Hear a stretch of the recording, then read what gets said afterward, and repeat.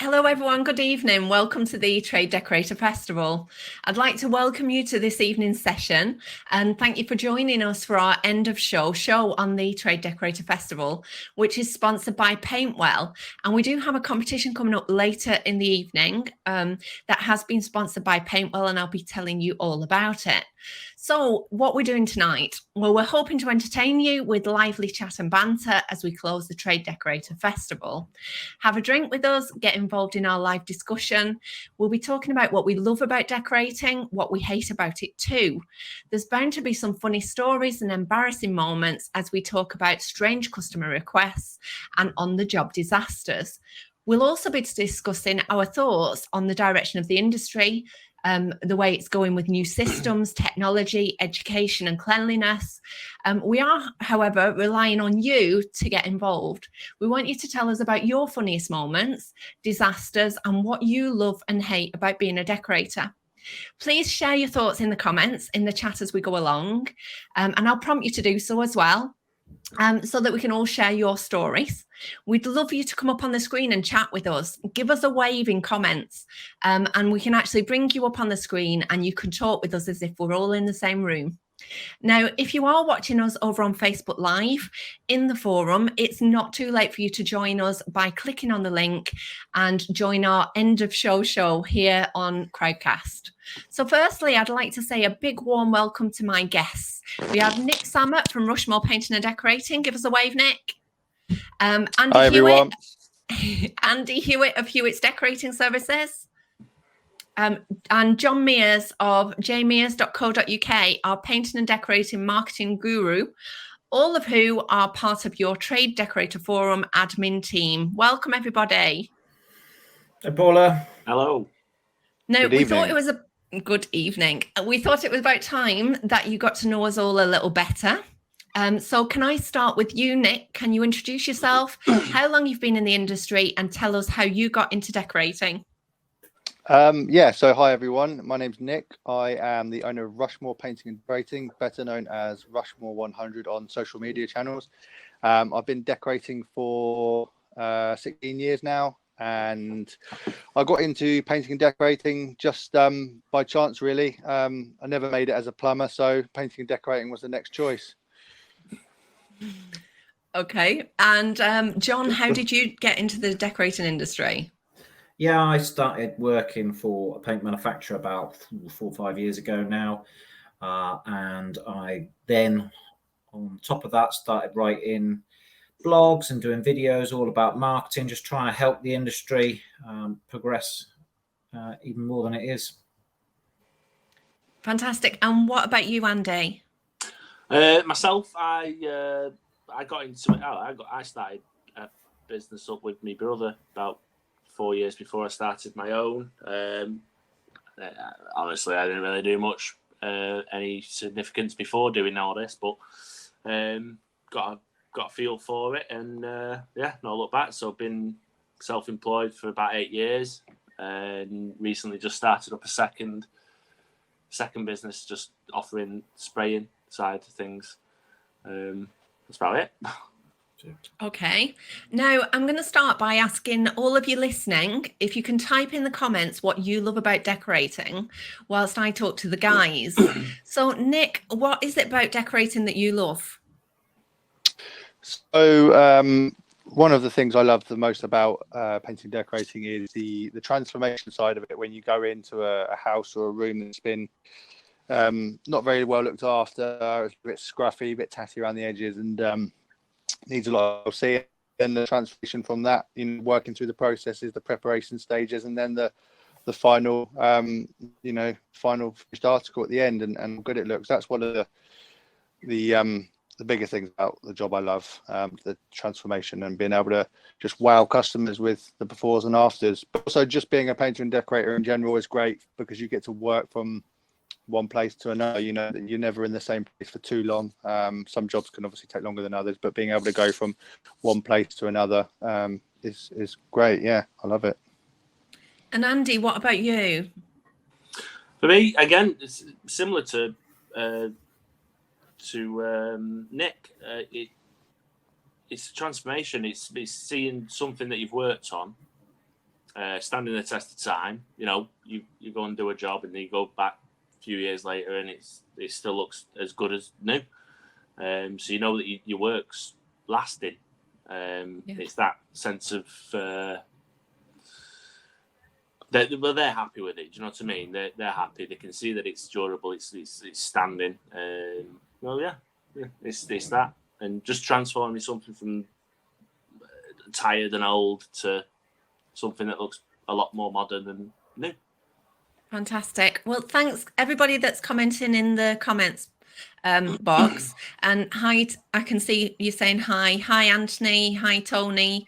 Hi, John Fletcher. Tony Lamb says he likes the finished results, like you guys were saying. John Fletcher says hello. He likes the variety of projects, and very That's few what I are love. the same. Yeah. I think the variety, no job's the same. You know, you do. You know, you always wallpapering, or you always spray. No job's ever the same, and that's such a cool thing about it. I agree with that. Well, you might have seen some of the posts in the forum over the past few days. I've been asking people in the forum what they love and hate about decorating. What I've noticed is you're a sarcastic bunch, with comments from Jason Simmons saying he loves painting the bit of skirting board behind the lavvy. Martin Dewhurst. That's a dream job, that is. Martin Dewhurst said, being told you've missed a bit umpteen times a day forever.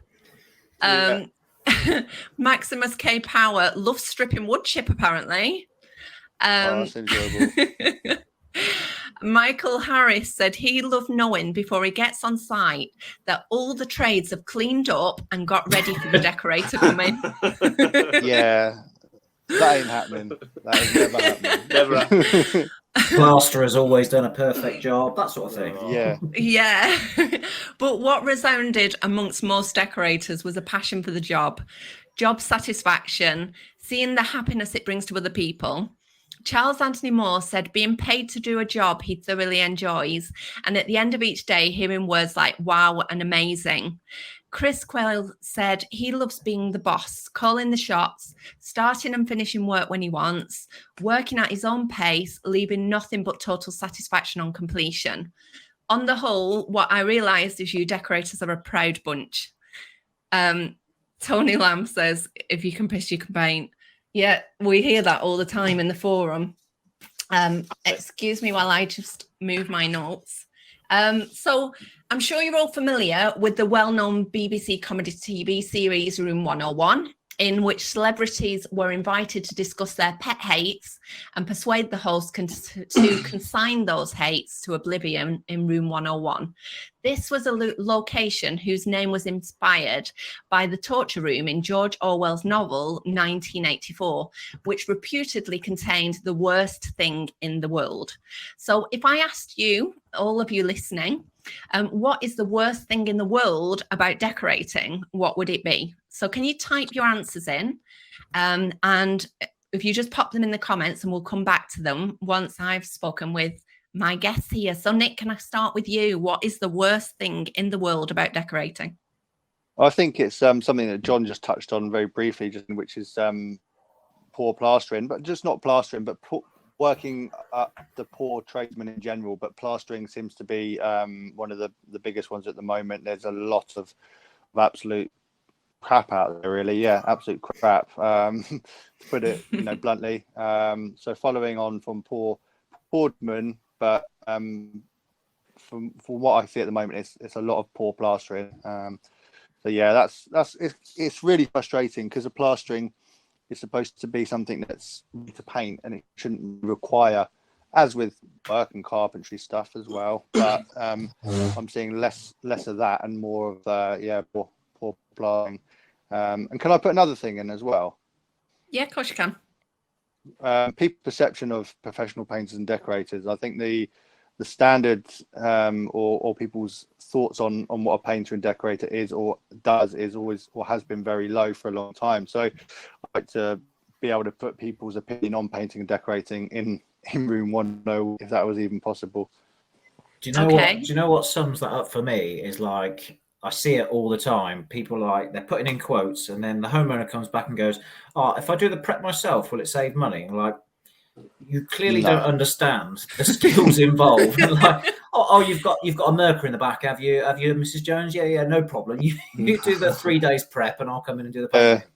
Yeah, it doesn't work like that. I think people just they're so uneducated on like everything that goes into proper painting and decorating. People think it's Yeah.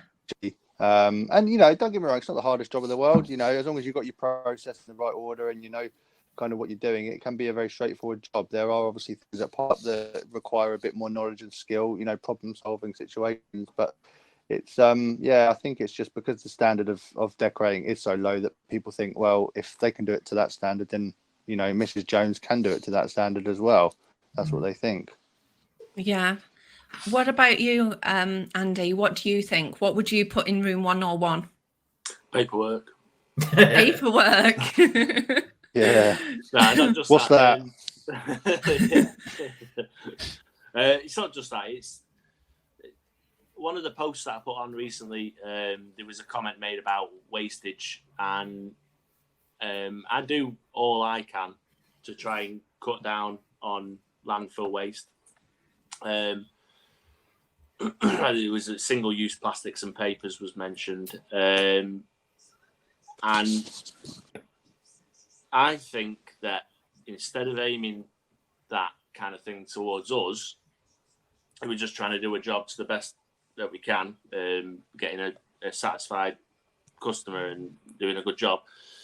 I think a lot of that can be aimed at the paint manufacturers in the respect that what happens with your empty tins, they just get put in a skip or a bin or whatever. There's not. I think there could be a lot more with regards to that, like disposal Definitely. of waste products. Definitely, Yeah. I agree with you there. It's something that I think needs to be some sort of facility nationwide where we can go, and even like rinse water as well. I'm seeing these guys in Belgium that are creating these rinse water filtration systems that once they finish cleaning their brushes, rollers, and sprays out, they fill these big, I don't know what they're like, 5-gallon buckets with rinse water, and they take them to these filtration systems, and then pure water comes out at the end of it, and they filter out all the microplastics. But that's not something that we really have here. So, and the same for, as you say, tins of paint, plastic pots, masking films, papers, all of that stuff. Yeah, it's, something I've involved. Something I recently started investing in is the foil sausages. They've been a while. Yeah, they're not new or anything, but I've only recently transferred over to them. And you're never going to get every type of sealant you want in, but the core stuff that you use on a regular basis, it's great because the wastage is literally like it's minimal. Yeah. Well, it's little things like that, and I just think that the owners should be passed on to these bigger manufacturers, these bigger companies like Johnson's and Dulux, and even Benjamin Moore are guilty of it, to be honest with you. They're switching over from metal to plastic, and it's like, well, why are you not taking the metal ones back at least just to wash them out and reuse them? But they just say, I've spoken to all of them, and they all say they cost too much. It costs more than it's worth to just recycle. Yes, and it's like, it's a long process. Yeah, I mean, what means more to you? Everyone's, I think, as a globe, everyone's going towards like wanting to be greener and saving the planet, kind of thing. But then companies aren't willing to put their hands in their pockets and. I can say I've got a comment from Tony Lamb who's listening. He says there are a number of recycling places around the UK that recycle tins of paint to give to charities and people with not so much money. Yeah. There are quite a few. If you go on Google, there are quite a few that do recycle unused. If you used tins of paints, and recycle them and create new paint. Yeah, I've heard of those. That's inside my garden shed, but it's the ones that are empty that you can't really do too much with. I know some are recyclable, and I know the ones that you guys make at Technos, John, they're all pretty much metal, aren't they? So if they're all cleaned out properly, they're fully recyclable. But yeah, it's a difficult one to be done, really. Yeah, okay. It's a difficult one, and from a manufacturer's point of view, there's so many areas that, like, I mean, Technos particularly, of all the manufacturers I know, obviously I work for them, but they are investing huge amount in sustainability, and it is right at the top of the priority list for the next 5-10 years. But there's things like, recycling cans and stuff is very important, and putting processes in place where we can get those back and recycle them is one part. But also there's a lot of money, and all the manufacturers are doing this. A lot of money is being spent on what can we do at the sort of the start of the process. So things like the amount of energy that is used in the huge factories to produce hundreds of thousands of liters. If we can save 10% on that energy, that makes an incredible difference, like way more difference than recycling tins would. So it's where do we allocate that time and energy? And so, like, the energy we're using to produce the paint, it's how can we use less energy? How can we the energy we do use, how much of that can be renewable energy? And then it's like, how can we reduce the amount of raw materials? Can we recycle raw materials? So there's loads of phases, like, throughout the whole process. It's frustrating because you think something like reusing the tins should be something simple and should be just done. And that is also, I think, when people start doing things like recycling tins, it puts you in that mindset and makes you want to be greener and more sustainable and recycle. So I think that's a hugely important bit. But it's also worth everybody knowing that all manufacturers are under a lot of pressure to reduce their overall energy consumption, and that can include everything. That can include everything from, like, how many miles do our sales reps do? With their, are they in hybrid cars or petrol or diesel? And when you scale that up with 30,000 staff, that makes it, again, a huge difference. So there's lots of areas. There is a lot more to be done, but I think you'll find over the next 5 years there's going to be some big changes, and recycling tins and it being easier to do that will be one of those things for sure. Yeah, this could be we could do a whole webinar just on this alone. Give me ideas for the next event. Well, I want to read some of the comments that are coming in the chat about what other people would put into room 101, what they think is the worst thing in the world about decorating. Brian Dennett said rooms full of clutter that the client has made no effort to clear. I see pictures in the forum all the time. I mean, you get it where you walk in and everything that they own in the room is just dumped on the bed. Yeah. And then you get it for you. Yeah. And then it's like the wardrobes and everything else in the middle of the room, and you've got to work around everything in there. I mean, how do you cope with that sort of situation? Do you work in that mess, or do you leave and come back? What's your opinion, guys? I'm in a situation at the moment where I'm working in a very big house. It's a 6-7 bedroom house, but their house is full. Like, there is no spare room to dump everything. And every room I'm working in, bar I'm kind of between 2 rooms at the moment. And the bed in the middle, I'm having to put a unit or a dresser on the bed, cover that over with polythene, put everything I can into their ensuite kind of thing. And it's just like, I'm probably being a bit of a... Yeah, like, this isn't anywhere as bad as some people, but it is frustrating, even because, like, it just really kind of, it almost makes your, like, anxiety go up a bit, because, like, you just want a nice clear run. You want to be able to move freely, especially when you're spraying as well. You want to be able to get a nice freedom of movement around the room. And it's like, there's a bed right in the middle or a wardrobe right in the middle. It gets to you. It's a very frustrating thing. Tony Lamb says customers who don't understand prep work involved, so they think you'll have it done in a day. It goes back to what you were saying earlier, Nick, about the prep work, and I think, John, you were saying about 80% of the job, isn't it? Yeah, if I do the prep work myself. Yeah, I got a message earlier because I'm a bit of a slow decorator. I like to take my time and do things properly. I put me up on Instagram talking about how I'm going to get the 2 rooms I'm working in finished by next Friday. And it's only walls and ceilings, no woodwork, the woodwork is normally the most time consuming thing because it's fiddlier. And he was like, "Oh my God, how can you spend 6 days on 2 rooms? Like, it would only take me like 2 or 3 days or whatever." And I'm like, and that's a decorator. Yeah. It obviously everyone's standards are different, but that's basically what I'm trying to say. That the standards are pretty low, and the more time you spend on something, the better it's going to look within reason. Obviously, you don't want to take 4 weeks on a room on the size, but at the same time, if you spend less time in it, you're not going to get the results that last longer and give value to the customer in years to come. It's finding a happy medium. Yeah. It is, yeah. I mean, you can't take the mick, The plastering in this place, as we're talking about, dodgy plastering, is a 3-year-old house. The plastering is atrocious. It's never going to be perfect. Like I say, there's levels. You Ford Escort, Porsche, BMW, Rolls Royce, and on a scale of kind of cars, it's like a Jaguar kind of thing. It's very good standard, but it's not. It's not a Rolls Royce or a Bentley kind of thing. But yeah. People's idea of how long things take can be very unrealistic, can't they? Yeah. John Fletcher says the worst thing in the world for him as a decorator is makeover programs. He dreads when the client said, "Did you see that program last night? Wasn't it great? Can I have that in my room?"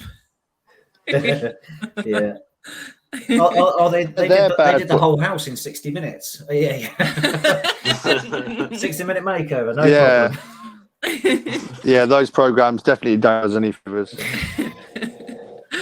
Now, as I said, I did put this question as well in the forum. I think I had 200 comments on this one. I'm going to read some of them out to you because some of them are quite interesting. So Ian Hodgson goes along with you, Nick. He says bad plasterers and joiners. Gary Marsh, who unfortunately can't be with us today, but he answered this in the forum. He said, potential customers who say, sharpen your pencil within a minute of meeting you. Why do people want cheap decorators? I know my worth and I'll continue to do so. I think that's a valid point. As soon as you meet someone, you're talking price. You're not even bothered about the level of finish that you're going to get. If your concern is the price, then, should decorators be saying, well, maybe this isn't the job for me, and not actually, doing the quote for it? Because if all they're bothered about the price, then surely the finish doesn't come into it. You're not going to get a Porsche for the price of a Skoda, are you? So you can use that car analogy can't you? Nobody goes in and tries to haggle the price on a Rolls Royce, but if they're buying a second-hand Escort, then they'll try and get a couple of £100 off. Yeah. I've got some more comments actually here. Do you guys think in years to come, oil-based paints will be phased out because of how it affects climate change and to do with the VOCs? I think we'll come back to this a bit later because we're going to be talking about the changes in the industry. So remind me to come back on that, will you? John Fletcher said you wouldn't want a cheap car mechanic. Yeah, good point, John. Yeah. Michael Starley says, I've been doing a few decorating jobs for fellow vets who have served, to be honest, just for pocket money, but sadly they forget I am not doing my paper round no more. Anyway, it's my choice as long as it covers my bus fares and enough to update my gear to each to their own, I guess. That's it. That's one of the main things as well. People talk about what's your worth, but your worth is fully subjective to what your your outgoings are every month. If your outgoings are minimal, you could get away with doing a great job at a very low rate. There's so many variables to this that there's one set answer. I mean, we'd like to think that we're all worth £300, £350 a day, and realistically, professional painters and decorators should be earning that, but it's subjective to what you actually need to be earning, and also where you are in the country as well plays a massive part in that. Nick, can you hit the tools menu because we can't see you? Weirdly, I can see him, but sometimes he keeps disappearing. I think it's just. Are you in your downstairs cupboard, Nick? No, I'm in my bedroom. I think you're all right. John Fletcher says, if I charged more, I could get a webcam and you could see me. John, get a webcam. Get a webcam, you can come and join us next time. And Michael Starley says, thanks for the good answer to his blog. I guess he's writing a blog on the subject he was talking to us about. Rich Brown says he hates other trades leaving decorators to sort out their half-finished work. He says, I'm part builder, part electrician, part plasterer, part carpenter, and part decorator. I see this all the time in the forum as well, the complaints about going in on a job where you've been told, well, the decorator will get that. Yeah. If you spend all your time fixing other things that are wrong, i.e. bad carpentry, bad plastering, it obviously detracts from, or electrics and even plumbing in some situations, it detracts from your original price and also the amount of time you're spending doing stuff that you should really be spending doing. It's very frustrating. Yeah. I feel like there's a knock-on effect with the end result as well, to an extent. Of course it does, yeah. Yeah, definitely. Andrew John McMillan said he hates customers who don't make a brew. Yeah. I've had Is once that common? all my time. No, That is I admit more common than you'd like. I don't know who I raises haven't had these that many- people. Like, Where's the manners, eh? it's like the first thing I was taught. If I've ever got a tradesperson, in fact, if you've ever got anyone comes into your house, take a seat. Well, maybe not a tradesman, but first thing is, do you want a cup of tea? Yeah. It should be the law. it's It should be written manners. into the law. It should. And how do these people like go and make themselves a coffee and not offer the tradesperson one? I don't think Come I've back drinking it while you're working. Yeah, just like Yeah. How you getting on? Yeah, good. Before Yeah, now they've made a brew and offered. walking out. You're like, what? Bit dry in it. Yeah. Tony Lamb says he got a roast dinner today from his customer. That's a good customer, isn't it? Nice. Roast dinner. Oh, that's Yeah. lovely. I think the Talking best thing I've about ever had of a customer was like some pancakes. That was quite nice. yeah. Talking about manners, Liam Edwards says he hates sending a quote out, then being blanked afterwards. Oh. Yeah. Why do you think that happens? Do you think the customer's just too embarrassed to Rude. say no? Or they're scared that you'll be rude. too persuaded that they'll end up saying yes? That is rude. It's just rude. Yeah, You've it got could to- be either I one of always those, really, say- couldn't it? I always say, Yeah. listen, I'll send the estimate over. Just let me know, yes or no. Yeah. And even then, you still don't get a response. Yeah, there's no way around it, unfortunately. In No. all my years of sales, making hundreds of calls and emails and stuff like that, no matter what you say, people are just it is partly they're too scared to say no.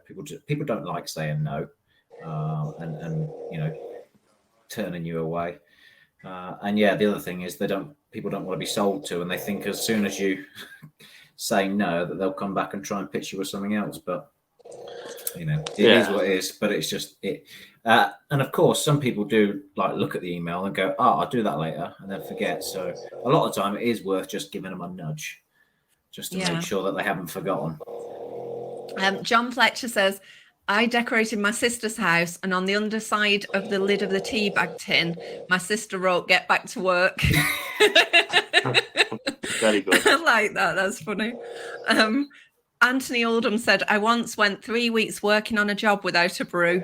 It's got to be up there. That's shocking. 3 weeks and you never get offered a brew. That is shocking. I guess you won't be going back. Get a furnace. I used to work. Might work. I Get your own. used to work with my dad. If they hadn't made a coffee in like the first half an hour, he'd be like, "Is your kettle broken?" Like, no. Well, best put it on then, eh? When I worked with my old boss years ago, we did an exterior. It was in the middle of summer, and we took a water bottle in, but sometimes it's nice to just be offered a brew or even something a bit more refreshing. And we were there for like a month and a half, and not one cup of tea or anything in that time. Peak of summer. Yeah. Oh gosh. Well, Hose Charles Anthony. Hose pipe. Charles Anthony Moore says he hates waiting for payment from a customer who was best buddies whilst he was doing the job, then suddenly goes silent on receipt of the invoice. I don't get this, mate. Is this just exclusive to decorators that you finish a job and the customer just doesn't pay you when you finish? I mean, It's on the builders' rooms and stuff. You see all the time. Plasterers, electricians, plumbers, they all have problems. It's just I don't know what it is about. Yeah, I don't know. You wouldn't go do your shopping. I mean, this is one of the most common things, isn't it? You go and do your shopping at Tesco's and say, "I'll pay you later," or Yeah. drop me an invoice, I'll pay you when I get home, or something. It's just ridiculous. Exactly. Absolutely. I You've either don't got the get- money or you don't, and if you don't have Yeah. it, why the hell will you get me to do the work in the first place? But Mm. I think it's good to what I've done now as well. Help keep the flow of obviously money coming in, depending on the job time and stuff, but also to help them out a bit more towards the end is take a booking fee in advance to book their spot in the diary. It's only 10%, and then 30% deposit prior to work commencing, like a week or two before, and then the rest upon completion. So the actual payment schedule is broken up, so the hit at the end isn't as big. Yeah, that makes sense. And they've got no excuses like, "Oh, I don't. Can you send me your bank details again? I've lost them." Yeah, it's already there. Exactly. Yeah, exactly. That's a good idea, Nick.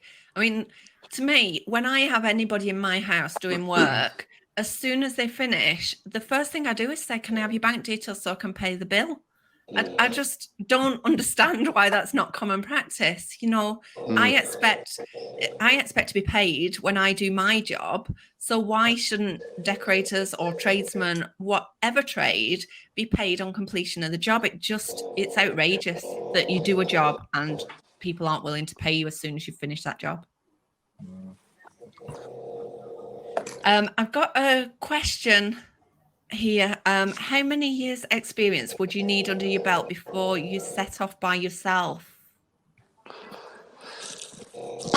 I don't think there's a set answer to that. I think it's until you feel like you can manage your job on your own, and you can, not just do a job but run a business, i.e. paperwork, etc. You've got a good idea of pricing structures and things like that.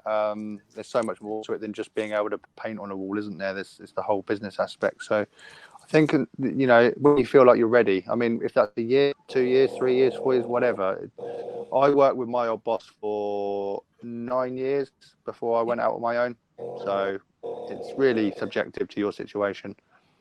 You've still got a good relationship with your boss, haven't you? Did you tell your old boss that ultimately that was your goal, as you wanted to go out on your own? And did he help you to understand the other side of the business? I tell you what, I didn't realise I wanted to go out on my own until a few years in. It wasn't until maybe 4 or 5 years in that I thought, I'm going to maybe start my own business one day. I didn't really think that far ahead when I was younger. It was, I enjoyed working with him. He taught me a lot, and it just it kind of came about over a little period of time. I just started thinking to myself, I could do this for myself now. And yeah, we do have a great relationship still. I speak to him. I literally spoke to him the other day. He's going to come over for lunch next weekend. And last year I did a big job with him. Helped him out on the preparation side of a big job. So still talk and have a good relationship. That's the best way to do it, definitely. Yeah, definitely. Yeah, definitely. He passes me, I pass him jobs quite regularly as well. So it's not like you don't want to end on a bad note with anyone, really. You always want to keep as many contacts in your book as possible. There's no point in burning bridges, is there? Yeah, no. And I think most people must, if you take on an apprentice decorator or something, you must know that ultimately they're going to want to go out on their own, and it's a case of I think you should take pride in guiding them and helping them, and you don't have to see them as future competition, because like you say, a few years down the line you'll be sharing jobs, helping each other out and stuff like that. So it's always it's good to know and have a good relationship with all the local decorators, I would think. I've got a few people that I personally and also can easily pass numbers on and whatnot. It's it helps massively. Networking. Yeah, big time. Yeah. Me and you was talking about this the other day, Andy, weren't we? How you work with other local decorators. Yeah. And sort of, if you've got too much work on, that you get one of them to sort of help you out on jobs and things. Yeah. I mean, it helps to grow your business, doesn't it? It does, yeah, and it just helps you out. It helps ease the workload. So there's several decorators that I'll just turn to if I need a bit of help, and they're all reliable. It's just about getting to know everyone. It's not, we're all in competition with each other, but we're all out to make money. So There's enough. you've got too much work There's on, enough. pass it on. There's enough Yeah. work out there, I find as well. Exactly. You shouldn't really need to be. I mean, with the shortage of decorators and shortage of good decorators and professional decorators, you shouldn't be worrying about connecting with people in your area because there is more than enough work out there. Yeah. It's everywhere. Tony Lamb has got a few comments. He said, have any of you guys, this is going back to when we was talking about getting paid, I guess. He said, any of you guys use the contactless payment as advertised on the television? Contactless, what, like £100 contactless limit? I think no, he means the card like the reader, devices. the Yeah, you mobile can. card reader. Yeah. I've never bothered with them. No, I haven't. I've seen a lot of people starting to use them. I think because they are a hell of a lot cheaper than they used to be. Like the transaction fees are next to nothing nowadays. What do you do? Do you finish a job and go, right, here's a card reader, pay me now? Yeah, just pull it out and get paid. My yoga teacher uses them, and we only pay less than £5 a session for yoga, so the fees can't be that high because you pay per transaction usually, don't you? And It'll be a we all percentage of pay the by transaction, card. though, won't it? 3/4% in it. Is it? I think. What, is I've that a not flat- looked into it, but I would imagine they are quite low if he can Is use that a it on flat rate, or transactions is that like that. dependent on the transaction cost? So, like, if you're doing a job for £1,000, it's That's a lot. higher. Yeah, Yeah. it's a higher percentage as well. I think. Yeah. I don't know how they work. No, I've not really looked into it myself, but last I looked to 3/4%, which Yeah. Oh, okay. doesn't sound like much, but You'd rather have it in goes your up, doesn't pocket. exactly. Over the course So of a long as you get year or a paid. couple of years, it adds up, Yeah. doesn't it? Yeah, definitely. And I think if it's a big enough paying job, you're going to have had part payment, I suppose, in that respect. So that helps bring the end payment down. Yeah. I mean, bank transfer is always going to be the preference, isn't it? But I think Yeah. if you've had issues, then having a card reader on you is just another way it stops the customer from dodging payment. And if it gets you one payment that otherwise might have been a struggle, then it's worth it because You I think they're reasonably cheap. You do get the slow have. payers, but it's not. I wouldn't say it was every single job, not one after the other. You'd have to be quite lucky to find that the job you just finished, the next job's also a slow payer, and the one after that's a slow payer.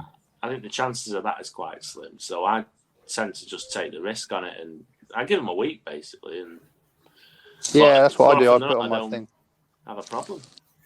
Yeah. Yeah. I say this quite a lot. I find that I can gauge customers prior to actually doing the work for them, and I get for them, and when you meet them and you kind of give a bit of explanation about how you do things. You say things like, "Oh, it's going to be a high price because I'm going to be spending longer on it," etc., like that, and you can kind of weed out what the people that are kind of wanting a professional and high end job or a good job, and the people that aren't and maybe couldn't afford you, that would sometimes maybe do it thinking they could afford you and then they can't afford things like that. So I've only ever had experience of a really, really slow payer when I was working for my old boss, but I think the longest time that I haven't been paid for is maybe a week and a half, 2 weeks, something like that. It's like it's inconvenient. You've got bills, we've all got to live, but it's not like I've never had a non-payer, fortunately, touch wood.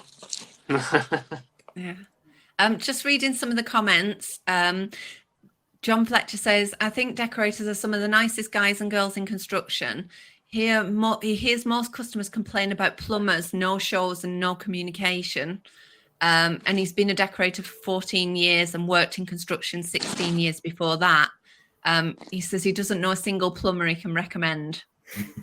I've got some good plumbers I can recommend, but I think the thing that happens with plumbers and maybe electricians as well is there's a lot of in-out jobs, and they fill their diary up with lots of little in-out jobs, and then sometimes those little in-out jobs can turn out to be longer, and then they get caught up and then they forget, and that sort of thing happens.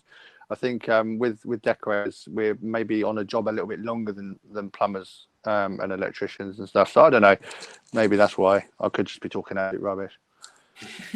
Can be a bit more difficult for them to manage their diary. I don't know. I don't think we should make excuses for them. Maybe not. No. But the last time I had my plumber around to look at the boiler, he turned up at like 5 o'clock. It was just because it was not an emergency call out, but it's like, can you get it ASAP? And he did it on his way home, and I was probably like his 5th job for the day. So managing your diary like that and all the phone calls and stuff like that is a bit trickier. It does take some work. You wouldn't get a decorator on his 5th job of the day at 5 o'clock, would you? No. That ain't going to happen.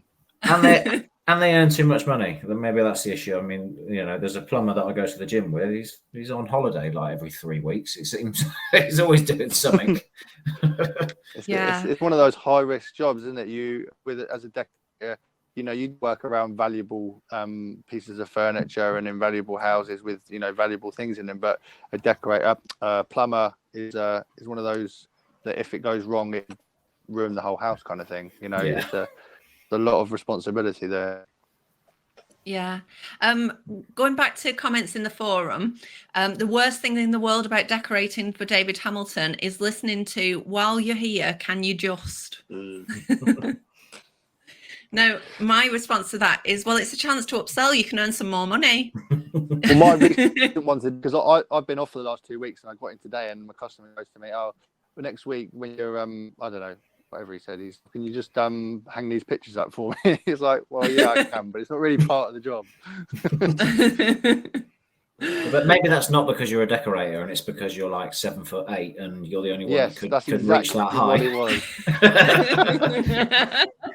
They're these new ones. They're like you put like it's not like hang a picture, like tap in a hook or screw in a plug or whatever. It's they're like they're a sticker you put on the wall, and then there's a magnet that goes onto that, and then it's and then like a metal sheet kind of picture, and it goes onto the magnet. It's weird. I've never seen them before. So I've got to do them, but I said to him, there's a risk that it might not come off very easily in the future if you ever wanted to change them and stuff. But well, Luke Davis said the worst thing in the world about decorating for him is customers that don't want to pay for scaffolding. I was shocked when I read this. Like, what? Would you get up there and paint on a ladder yourself? Do you really expect somebody else to do that if you've got like a massive high gable end, for instance? I've done some dodgy things. Oh, sorry. No. Go on, Andy. You go first. I had this not long ago. I was in a customer's house, and I've done work for the whole family, so I kind of know how they are. But I was in the house, and I was like, so we'll need scaffolding to do this. This is so you get a better finish. Ultimately, you get the job done better and somewhat quicker because I'm not shit ladders all the time. And if I can't have another person there with me, then I can still do it on my own comfortably. And it was like he was trying to fight me against the getting the price of the scaffolding and saying, "Oh, what about if we did this and did this?" And if he was able to get up there before the extension was built. And I'm thinking to myself, well, I can't get there before the extension is built, so that's not going to work either. So we're going to need scaffolding. And it got to a point where I think I probably came across a bit vexed because I just remember myself sort of like just taking a deep breath and just saying, "Listen, we're having scaffolding. If you don't want to pay for it, then he ain't doing the job." Yeah. No, well, the thing is, if you fall off the ladder, is he going to pay your wages until you're able to work and pay your mortgage and feed your kids? It's not. He's not. He's going to be like, well, work and I don't need to do it anymore. This is the way I see it. I'd rather not do it. I had hairy situation ladders over the years and look back on what I've done with ladders and think that's absolutely ridiculous. Why have I put myself at risk like that?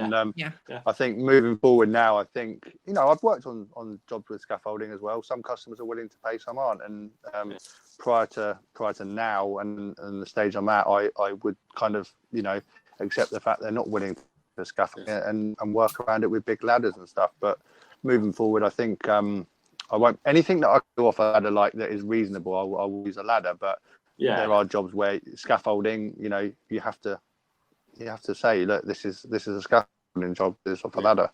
Yeah. You do get the Yeah. odd customer that actually turns around when you suggest scaffolding. They say, "Oh no, definitely scaffolding," because Yeah. you know they appreciate that. Actually, they want you to be safe. Yeah.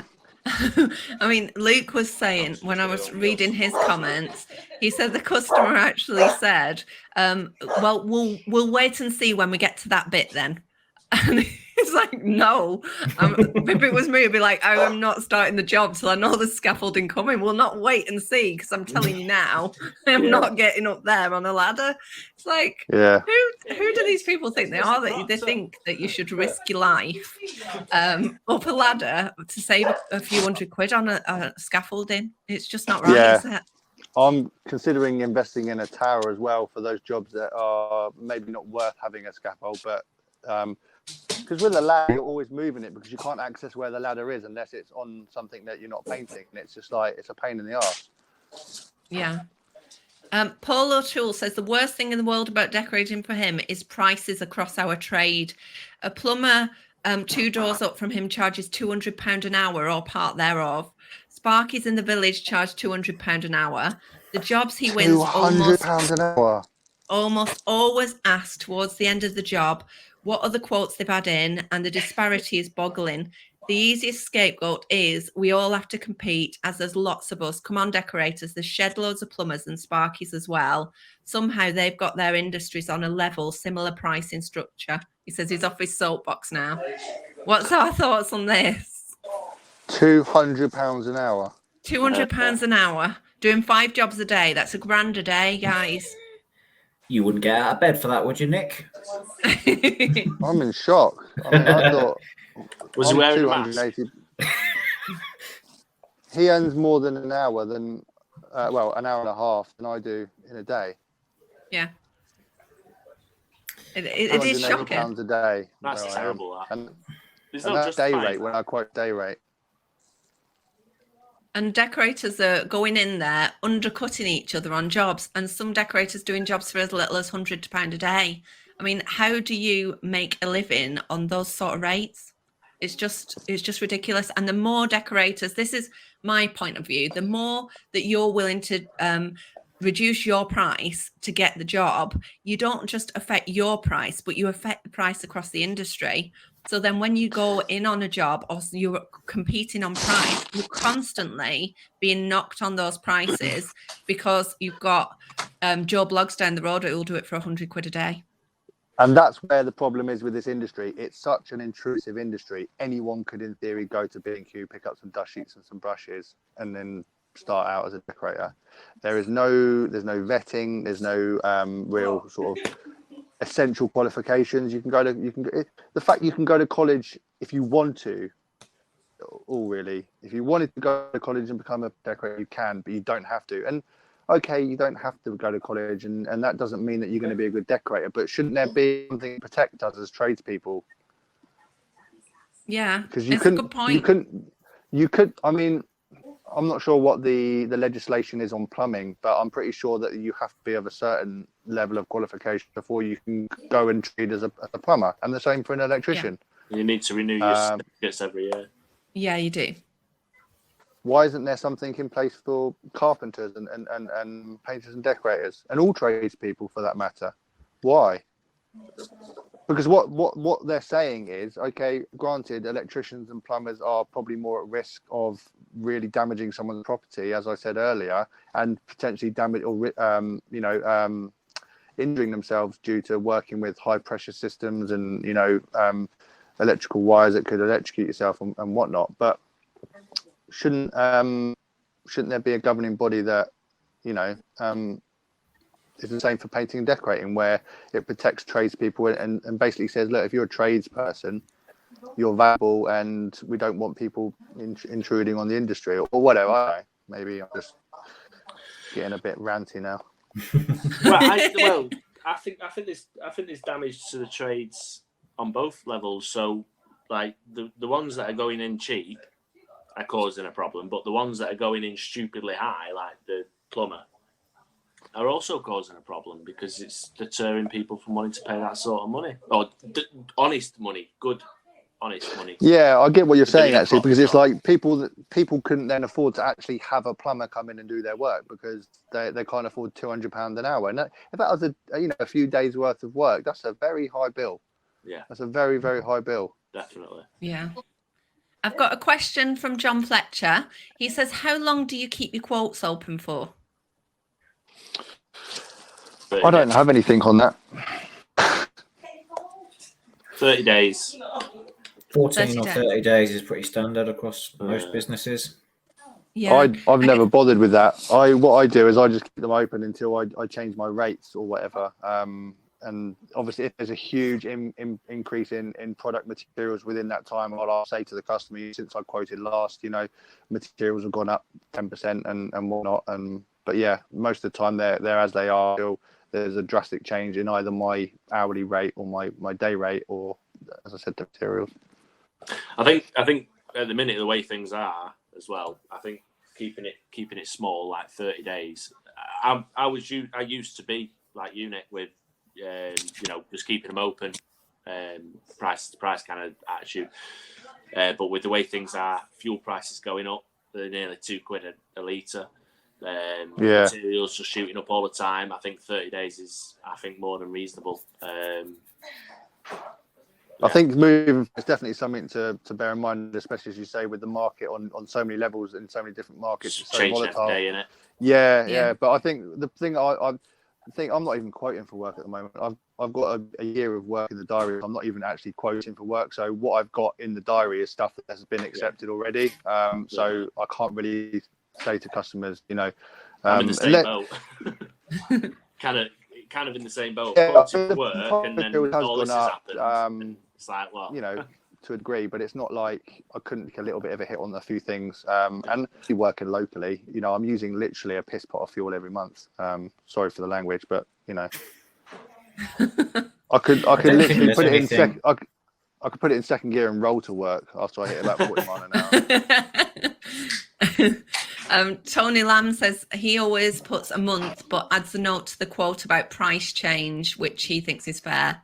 Yeah, I guess like you're saying, with fuel going up, and we're seeing price rises with paint manufacturers, with sundries all the time, and there's nothing they can do about that because the price of importing those raw materials to create those products is going up all the time.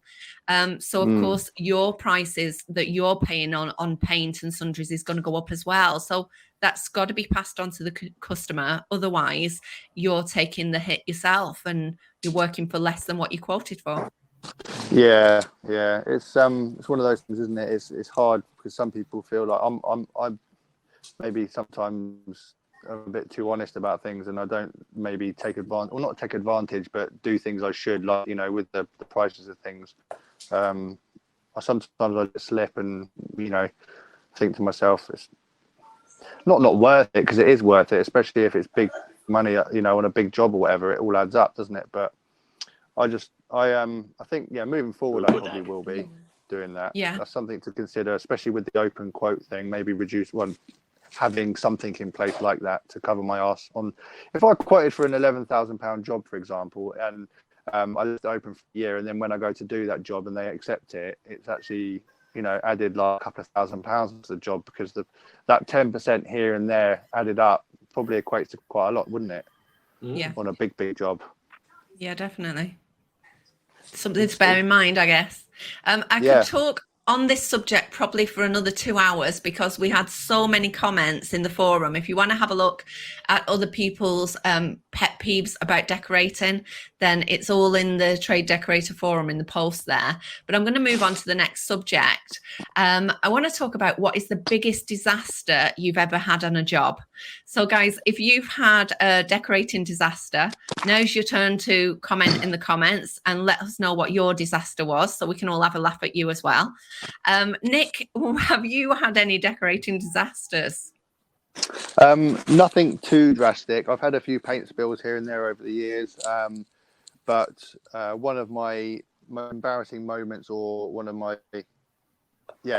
most embarrassing moments I had on a job, was actually driving my boss's van and crashing it basically right outside the customer's house because Well done. we were working just down the road from his house, like 4 doors down, but we'd drive up because obviously we've got to take the tools and whatnot, and we were doing some render repairs, and he said to me, go back to my house and get a bag of cement to do these repairs. And for some reason I thought he said to van to his house, and I took the keys because the keys had the garage on it but also had his van key on it, and I jumped in the van, never having driven the van and never driven something so big. I was only like 19, 20 or whatever at the time, and the still awareness wasn't there, a big van like that. And I went round outside the customer's drive and basically took the corner too short and swiped the customer's daughter's car in the process down the sliding door. And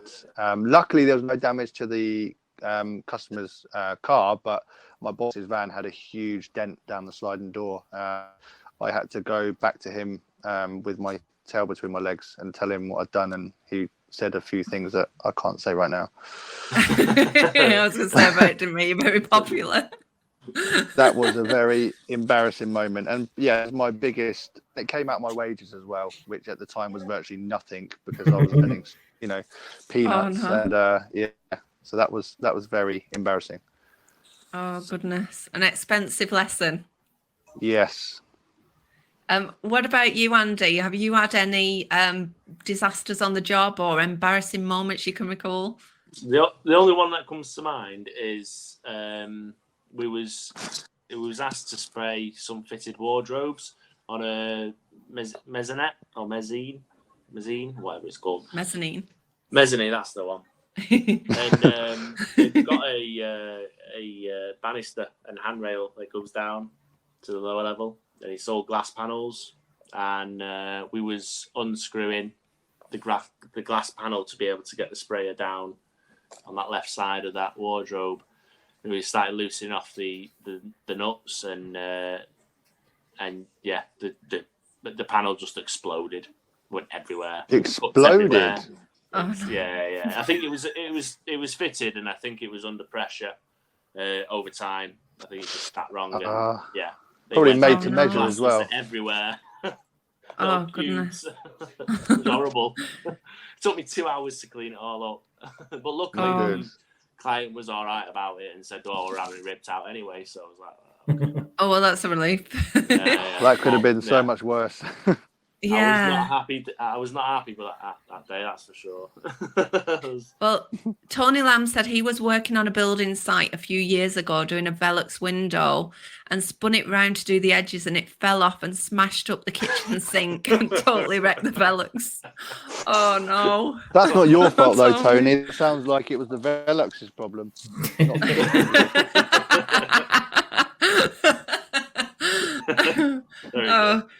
Oh, just thinking paint spills. I don't want. I'm going to take a punt that I might have the claim for the biggest paint spill in the forum, because I spilt about 200 litres when I was working at Andura, which was quite a clean up. So what does 200 litres look like on the floor? A lot. So, like, if you can imagine the big pots that we make it in hold 800 litres. And basically, when you want to empty them manually, like we did at Andura for the big 20-litre tins, you put it up high, and then there's like a little gate on the front, and you have to really gently and slowly open that gate, and then it will start coming out and filling your tins, and away you go. But if, like me, you open it slightly too fast, then the gate flies off, and the whole thing just starts emptying. And obviously, like, you get hit, like the paint hits you right in the chest, and you're like, and you just freeze. And then before you know it, there's 100 litres on the floor, and then people start coming over, like trying to block it up. And then you just stood there, just absolutely. And I was covered in paint. It must have taken 2 or 3 hours to get me clean enough so that I could then start cleaning up the floor. Oh no! But that's when I found. I can't even remember what it is, but it's like paper, but it's dust, and comes in huge, great sacks, and you can chuck that on paint and it like absorbs it, because you get quite a lot of paint spills in paint factories. So we're prepared for Oh, that so there's sort of actually thing. like a product that absorbs a lot of the paint before. Yeah, I can't remember for the life of me what it's called. It's not like chucking sand on oil spills and stuff, isn't it? It's similar exactly sort of right. process. You chuck this on while the paint's wet, and it sort of clumps it all together to the point where you can like scrape it up with a spade. But when there's just hundreds of liters on the floor, that is still a nightmare. Yeah, Oh goodness. not good. Have you, I think you win that. I think you win that one. Well, Ben Goodwin in the forum said he removed a radiator to wallpaper. The valve was stuck open, so there he was with the radiator on his knees, sat with one valve still attached and the other pissing water everywhere. The tools are out of reach. He can't tighten up the valve by hand because the water pressure is too much. And he ended up dumping the radiator on the floor, running to grab his spanner, got soaked trying to tighten it up under pressure, ruined the laminate flooring. The walls were soaking and the customers were home too, but not in the room. Oh, goodness. That's not good. That sounds like a disaster. Never remove the radiators. Radiators It's not worth the my- risk. The time had a Yeah. Why do you need to go and get a spanner if he's already It's taken quite- the radiator? Surely he's already got. Yeah, a I spanner don't there, get. right? You'd have your. Yeah. I was thinking that you'd have your tools nearby, but I suppose maybe sometimes I don't know. But I've taken a few Maybe they're radiators off in my out of time, reach. and it's had a few dodgy valves and stuff that end up dribbling on the floor and stuff. But it's a risky. I've gone on thing. jobs It is before now risky. where plumbers have taken radiators off and just left the valves shut, and it's like, I don't think you should be doing that. I think No, you should when be they get capping them, hot and really. cold. Yeah. Yeah, when they get hot and cold, they actually open up a little bit and stuff, Yeah. and they can leak. You've got to be really careful. Yeah. So, Each their own. let's move on to our next question. What's the strangest request you've ever had from a customer? Have you guys listening ever had any strange requests? Let's type in your answers and we'll come back to you. Nick, you had a strange request recently, didn't you? Yeah, it was just the week actually. I just packing up for work, and customer says to me, "Can you do me a massive favour and take me to pick up my kids from school, because they've only got one car in the house, and the wife taken hospital, so the guy, he didn't have a car to go and pick his kids up. It was only like 5 minutes down the road, and he said, "Can you come to the school with me to pick up my kids?" But I've only got 2 passenger seats in my van, so I was taking him, picking up his 2 kids, so he had to jump in the back of the van, and I had the kids in the front of the van. It's like literally a 5-minute journey. It wasn't anything major, but it was just such a weird request that I was driving down the road with my customer in the back of the van, sat on a sustainer. It was the most surreal thing. Like, just Not letting you out until you've paid.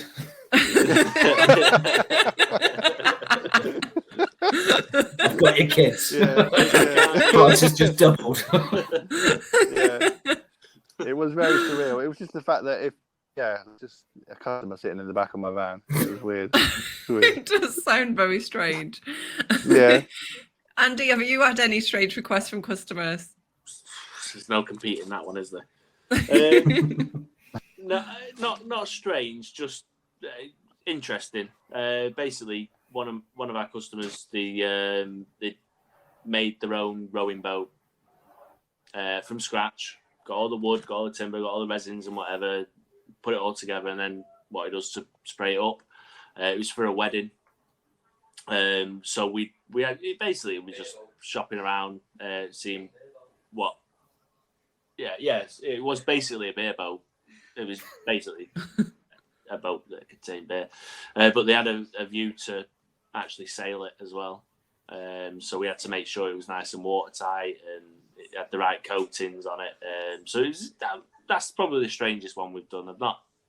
Can't compete with that one.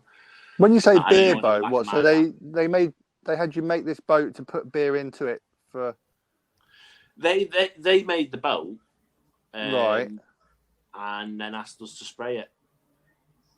I thought you said beer boat or something like that. Yeah. It was a beer boat. Yeah. Just so they can sail around drinking beer.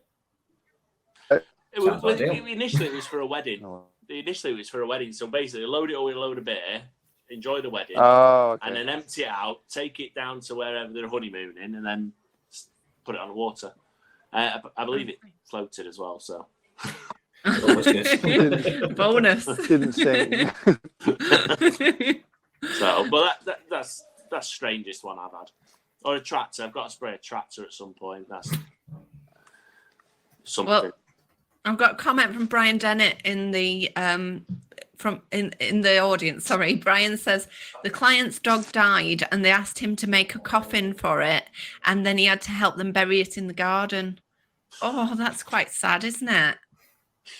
That's That'd heavy. be really weird. That'd be really weird doing that with. Oh, I'll tell you what, I can top that. It was Go on. well, I don't know if in a good way, but years ago we were working. This is when I was working with my boss, and we were doing the exterior of this elderly couple's property, and the guy was in a wheelchair. He was completely moved really, and he sat in his office all day at the very other end of the house. And we were outside sanding down the soffits and fascias on this garage, and the elderly lady was doing something around the pond area, and she we were just working away, and all of a sudden we heard this splash, and this 85-year-old woman had fallen face first into her pond, which you know was only about three foot deep. It wasn't anything serious, but she'd hit her head on one of the rocks at the bottom and couldn't get herself out because she didn't have the strength to push herself out of the water. And if it wasn't for us being there, she probably would have died by drowning in the pond. Yeah, it was so surreal. I mean, it's not an embarrassing thing, but it's just like this weird situation. It's so really weird situation to be in at work. Yeah, we pulled her out of this pond, and yeah. Wow. Well, we're seeing lots of changes coming into the industry. John, you were talking about this recently in your blog. Where do you see the industry going in the future? Yeah, I'm really excited about what's happening right now in the industry and where it's going. We touched on it a little bit earlier that the amount of decorators in the industry is coming down. Average age of a decorator at the moment, according to a Dulux Academy stat, is 50 years old, and like 66% of decorators are set to retire within the next 10 years. So there is going to be a huge shortage of decorators, and with what we're seeing with new systems coming available, dustless sanding, spraying, all these other things, and for me, the rise of social media and decorators using social media to educate customers on everything that's involved in proper decorating, and the fact that decorators have forums like, the Trade Decorator Forum where they're sharing knowledge. And I think, 10 years ago, you were a decorator and the extent of your knowledge basically came from whoever taught you. And now you can look to thousands of other decorators to get inspiration and learn, I really like the way he's doing that. I really like the way she's doing that. So that the standard of the industry is going to go up and up and up. There's going to be a shortage of decorators, which basic, supply and demand in the market. I think if you're a decorator, if you're still decorating in the next 10 years, you can expect to be earning a shit ton of money and be enjoying sort of maybe, what we're talking about plumbers and electricians have had in the past, where, there were shortages and then there's still a huge market demand for them. So I'm really excited to see where the industry is going to go. And the amount of money that decorators are going to start earning, it's going to start attracting a lot of new talent to the industry, which is only going to be a good thing. Well, that's good. I think Nick's having some difficulty getting back on the screen. I'm just going to send you an invite through, Nick, again, so that you can get back on with us. Hopefully get better connection. There we go. I don't know what happened there. Here he is. Just got bored of it. Yeah, I think you're struggling with. You said, John. I think you might be struggling with Wi-Fi at your end. So you heard what John was saying about the industry. What's your thoughts, Nick? I think where the industry is going is, as John said, it's a good thing, and with so much more technology within the painting and decorating industry now, it's only going to, you don't want to make it harder for people to enter the industry, but it will in a way, because it's going to mean more investment to become a professional painter and decorator. Well, not, yeah, I mean, you don't have to. You can still produce very good standard of work doing everything by hand without any machinery and equipment. But I think what's going to happen is customers are going to start seeing professional decorators using dustless sanding equipment, spray machines and air scrubbers and whatnot. And that's going to be the level. You got the level, and then customers start seeing that, and they tell their friends, and their friends of a decorator that's not doing that. They're like, well, why aren't you doing this? And it's going to start becoming a kind of expected thing of a painter and decorator to have these types of, machines on jobs. I think that the decorators of like the next couple of decades. I mean, who knows? Even the job title could change. It could be that decorators of today separate themselves so much from what a handyman or just a painter does, that it's like, right, you can hire a handyman to do a bit of painting for you, or you hire a finisher, which is the next level. And homeowners are fully educated on that a finisher is going to come in and going to make your room look brand new again, essentially, and it's going to use all these systems and all these different things, and I think that would be really nice to see, just like a full definition. And like you say, you couldn't just become a finisher tomorrow. You could become a handyman painter tomorrow by going to B&Q, getting your brushes and paint. So I think there'll be a huge chasm, and it'll almost be like the industry's could split off into two, and you'll have the people that do want to carry on doing the job as they've always done it, and then there'll be this new breed of decorator who might even have a different name. Who knows? What's going to happen in 20 years. I think you've only got to look at the way things are in sort of like Germany and the Netherlands and stuff like that, and how paint decorators over there, they're at the top of the tradesman sort of whatever you want to call it. They're sort of one of the top dogs, and I think, I'm not saying that's where I want decorator to be or where I think decorating should be, but you want it to kind of level playing field at least. And by having these types of modern systems in place is only going to help us to that level, really, because before you could just go to B&Q and you'd carry a kind of just a traditional bag with your stuff in it, and that was it. You didn't need a lot. But now you're seeing paint decorators with thousands and thousands of pounds worth of tools and machinery to do a job.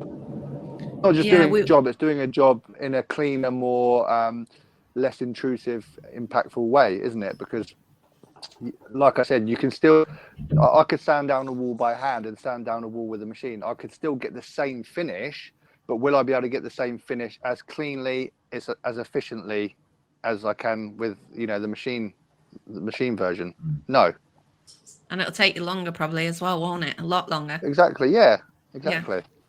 And I think it is a case of we need a definition in the industry between like a painter that comes in and doesn't use all this equipment and one that does, because then you can command higher rates of pay because you're perceived as being more skilled and more qualified and having better equipment to do the job.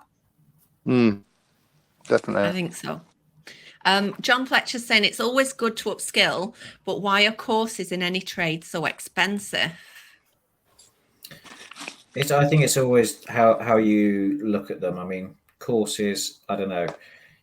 A course might cost 200 quid or £2,000 or something like that. But even if a course costs 10 grand, if you look at it as, I'm going to be decorating, I'm going to benefit from this for the next 30, 40 years, then that cost can become negligible. So it's an investment, isn't it? Yeah, exactly. When you twist it around and look, this is an investment. It's you've got to qualify it for yourself. But when we talk about dustless sanding, it's £1,000, but how much time is that going to save me? Or can I charge a little bit more because I'm using systems like this? And you can work out quite quickly how quickly you'll get that money back. And I think investing in yourself is something that you need to do it, especially with the way the industry is progressing at the moment. In any business, you need to keep upskilling and educating yourself, but particularly in an industry like this that's changing so rapidly, if you want to stay relevant and you want to stay at the top of the game, then it's just part of it. You're going to have to spend money on it. Yeah, it's about investing in your business and the future of your business, making you future proof, isn't it? Yeah, exactly. Investing in yourself is, for me, I think it's like the best thing you can do, because you'll reap the rewards for that for decades. Yeah. So, upfront costs can be an issue, and it's not like you can just turn around and chuck £1,000 at something. But if you look at it long term and think this could be, could change your life over the next 10, 20 years. Yeah, I think when you look at something that and you're looking to invest in, if you question the price, there's a very high chance that that's not the right investment for you, because sometimes that's probably not a very good way of explaining it, but when you're looking to make investments, you need to look at, will they pay for themselves? That's what an investment is, in my opinion. It's something that earns itself money and pays for itself in the long run. So if you're buying something for, as you say, like £1,000, but you're not using it and it's not earning any money, that's not a good investment. To really kind of which where to go and what to spend your money on any type of thing within a business, not just on duster sanding equipment and sprayers and stuff. Yeah, Tony Lamb's saying that he thinks one of the biggest issues that customers complain about is dust. So change is good when it comes to equipment like dustless sanders, and the health of decorators when it comes to dust as well. I mean, Nick, you've gone one step further, haven't you? You've got air scrubbers as well. I've got air purifiers. It's basically like a very expensive fan with a filtration system in place. So what it does, it's like a box with a fan built into it, and then you've got like a 3-stage filter. Yeah, they are really, really good, and I would recommend anyone that can make that investment to do so, because it's just that extra step that gives you a bit more of a USP when you're talking to potential customers and stuff like that. When you can sand down dust, virtually dust free, 95% dust free, but then anything that is done by hand or anything that get caught by the extractor at source, is caught by the air scrubber, and works because the pre-filter on it is absolutely caked within just a matter of days, and that's stuff that you don't actually see because it's all the really lit airborne stuff that lingers, which when you look at like a downlighter, when it's on, you can see that little A sometimes. This thing will catch. It's not going to catch that really heavy, thick dust that just falls instantly, because that just goes straight to the floor and you hoover it up. But it's that stuff that just lingers in the air. Right. Sometimes. Well, how much is one of them then? So yeah, I think there's various ones out there that cost anything between maybe £400 to £1,000. So the one I've got is the MaxVac DB650, which is about £1,000. But it's no more than a duster sanding system.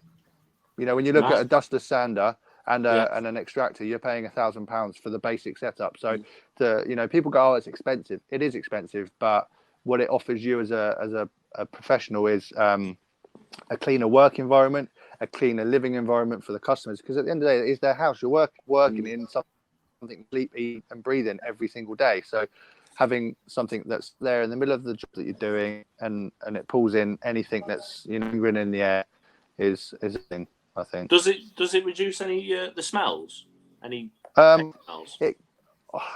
I don't really work a lot with heavy smelling pants. I'm working for like 99.9% of the time I'm working with water-based that have got a very, very low VOC content, and customers come in, they don't even know I've been applying paint because it doesn't smell that much. But for the really maybe the solvent stuff, I've been told that it does help, but I'm not sure on the statistics and spec and stuff of what it can't do with that sort of stuff. But yeah, in essence, it takes dirty air, clears it all out, and puts clean air back in. And you can actually connect a duct to it to run out of a window or a door to create like a negative air pressure environment. So it's great for making like a little spray booth or something like that as well. Like a polythene spray booth you make maybe on a job sometimes. It's good for that. And It's what just- effect do you think social media is having on the industry? Massive. Yeah, I think it's. Sorry, go on, Andy. No, that was it. I'm a one-word man. I mean, we I see think, all these different processes and things. I mean, you use social media a lot, don't you, Nick? yeah, I think it's something that is an easy way of showcasing what really goes on behind the scenes with the industry, i.e., the preparation and all the effort that goes into the details and stuff that maybe customers that do maybe want to have you in but don't know really much about you because they've never seen you before. So they'll see me a lot of sanding, a lot of taking off of door furniture, window furniture, cleaning it up, restoring it, all of that sort of stuff. I think it's great for that and showcasing what real professional painters and decorators do.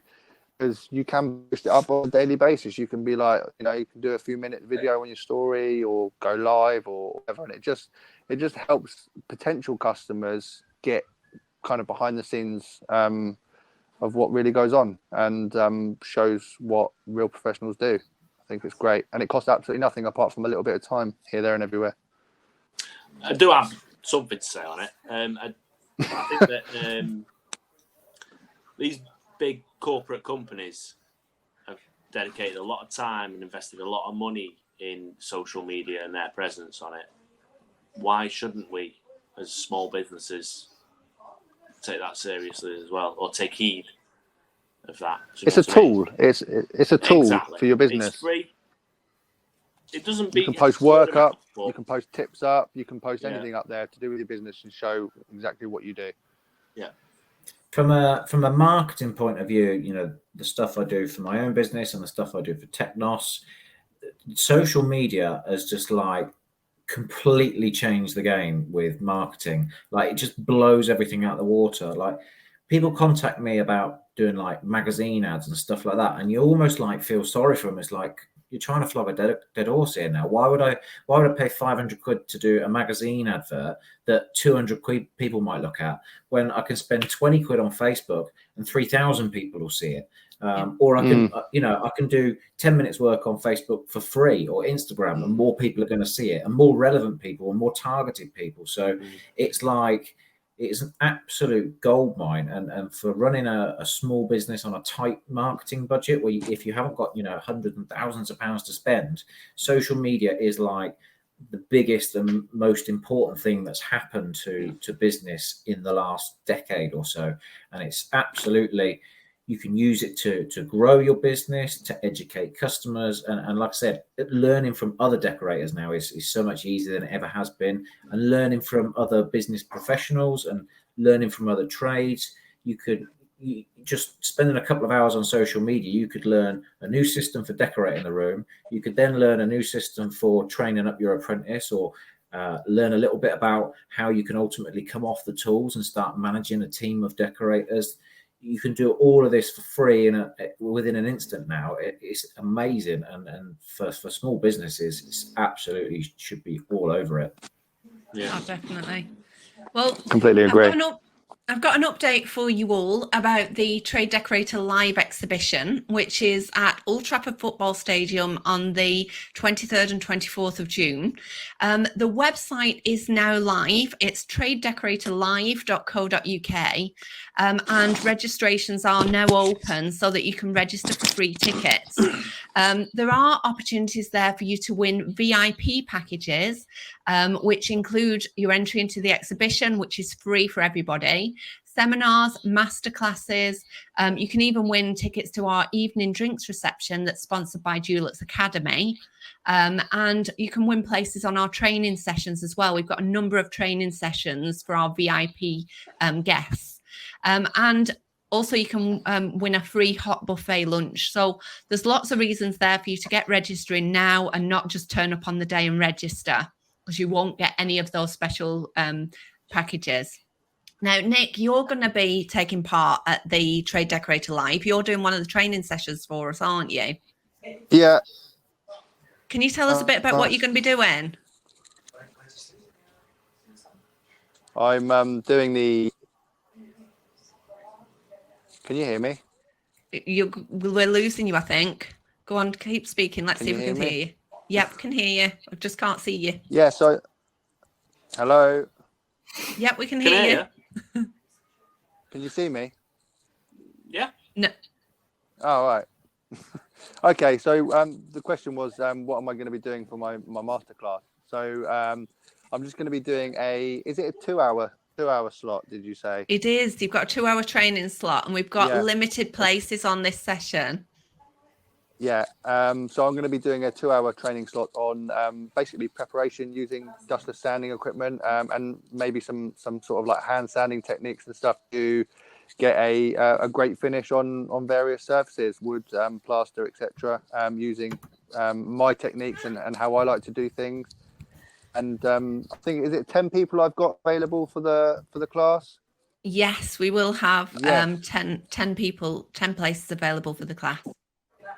Yeah, so I'll be having 10 people, and I think John's just put something about courses actually saying how there's like 20 people, you don't get much time on practical. So what I'm going to try and do is have various setups where people can get like hands-on with these dustless sanders, various dustless sanders for various applications, and sort of showcase the stage of preparation. I'll have a piece of woodwork that I've sprayed, and show the sort of processes from how it was before to the sanding to the finished article, and show you our finishes. And Fantastic. that's it, really. Brilliant. Well, Basically 2 hours of sanding down. all of the details are on the website. We've also got a full exhibitors list because we've sold all of our stands at the show. So a quick rundown for you. We've got Graco, Osmo, Brushmate, Paint Tech Training Academy, Italiano Stucco, Crown Paints, Tikkurila, Flex Power Tools, Artex, Brewers Decorators Centres, Grafenstone, Repair Care, Trade Spray Services, Wagner, Dulux Academy, Pioneer Brush, Technos, Kuvar, Obi-Wan, Dulux Decorating Centre, Painting and Decorating Association, Shore Tape, CT1, WRX Trade, Owatrol, Sirit, Mercer, 3M UK, Premier Paint Roller, Alliance Workforce, Fixed Radio, Timberbuild, Abiquote, Trimaco, Hippo, Filtite, Indasa Abrasives, Weatherby Stone, that's WeatherTex, Arista Spray, Taser, Baratine, Belmore Tools, and Adagrip Taraco. So there's loads of reasons to come down. We're going to have some fantastic show only deals available, and I'll be making you aware more of those in the next few weeks in the lead up to the show. So get on the website, get registering, and we're going to have a trade decorator forum zone as well. So come along, come and meet us guys and the rest of the forum members who will be there over the 2 days for you to come and say hello. And it's a great reason for you to meet up with your fellow decorators and grab a drink while you're at the show. So there's just one thing left to do, which is our competition. I mentioned at the beginning of the show, this session is sponsored by Paintwell. They've been really generous and they've given us a Purdy Painters backpack to give away for this session. If you hit the enter competition button when we finish, it will take you through to the Trade Decorator website to the entry form. All you need to do is fill in your details on the GDPR compliant form. All the T's and C's are on the website, along with the closing dates. And I'll be coming to you in a week or so, announcing all the winners of all of the competitions we've been running over the past 2 weeks. So thanks, guys, for joining us this evening. Thanks, John. Thanks, Andy. Thanks, Nick. I've had a great time. You all have a fantastic weekend, and I'll speak to you all soon. See ya. Thanks, guys. See ya. Hey, guys. Take care. Have a Thank good you. weekend.